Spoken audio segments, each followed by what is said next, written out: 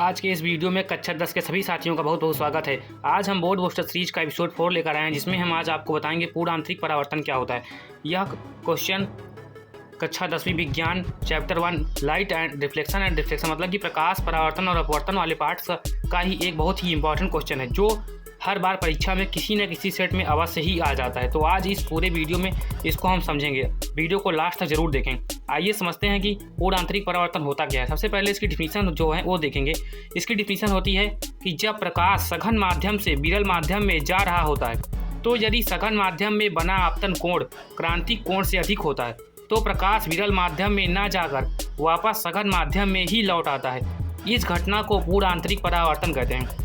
यदि आपको यह नहीं पता है कि क्रांतिक कोण क्या होता है, तो उसका वीडियो मैंने पहले ही बना दिया है। आप वहाँ प्लेलिस्ट में जाकर क्रांतिक कोण को समझ सकते हैं कि क्रांतिक कोण क्या होता है। ठीक है, अब यहाँ पर हम देखेंगे कि प्रकाश जो है सघन से विरल में जा रहा है। यदि सघन मतलब होता है कि जहाँ पर क्या कहते हैं प्रकाश की जो चाल होती है वो कम रहती है। विरल मतलब होता है प्रकाश की चाल जिस माध्यम में तेज रहती है, उसे विरल माध्यम कहते हैं। ठीक है, यहाँ प्रकाश पूर्ण आंतरिक परावर्तन में सघन से विरल की ओर जा रहा है। सघन से विरल की ओर जा रहा है, और यदि विरल की ओर जाते समय उसका जो आपतन कोण है वो क्रांतिक कोण से अधिक हो जाए, तो प्रकाश विरल माध्यम में नहीं जा पाता है और वापस उसी माध्यम में लौट आता है। तो यह जो घटना होती है उसे पूर्ण आंतरिक परावर्तन कहते हैं। इसको हम चित्र द्वारा समझेंगे। जैसे इसमें चित्र 1 दिया गया है कि ए दिया गया है कि सघन से विरल में जा रही है, तो देखिए क्या कहते हैं आई कोण पर जा रही है, तो वहाँ पर आर पर निकल गई। ठीक है, फिर दूसरे चित्र में दिया गया है कि वो जो आई है वो क्रांतिक कोण बन रहा है, आई बराबर सी बन रहा है, क्योंकि वहाँ पर 90 अंश पर विरल से 90 अंश पर क्या कहते हैं उधर निकल जा रही है उस माध्यम में।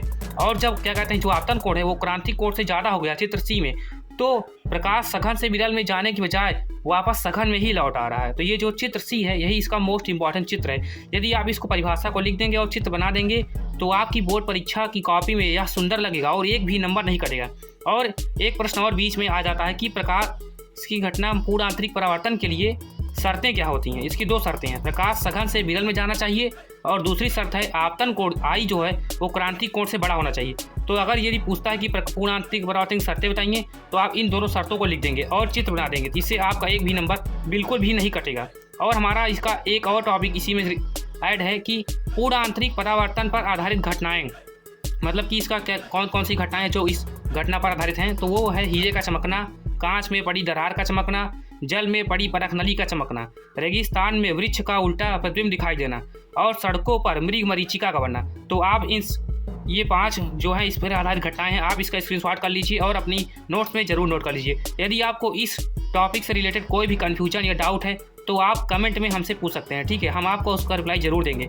और यदि आप हमारे चैनल पर नए हैं, तो हमारे चैनल को सब्सक्राइब करना बिल्कुल भी ना भूलें। इस चैनल पर आपको छोटे छोटे वीडियो के माध्यम से आपका कक्षा 10वीं और 12वीं के छात्र हैं तो आपका रिवीजन कराया जाएगा, जिससे आपकी पढ़ाई में एक अच्छी लय बन जाए और आपका नंबर अपने आप बढ़ जाए। Thank you for watching this video. Please like share and subscribe my channel.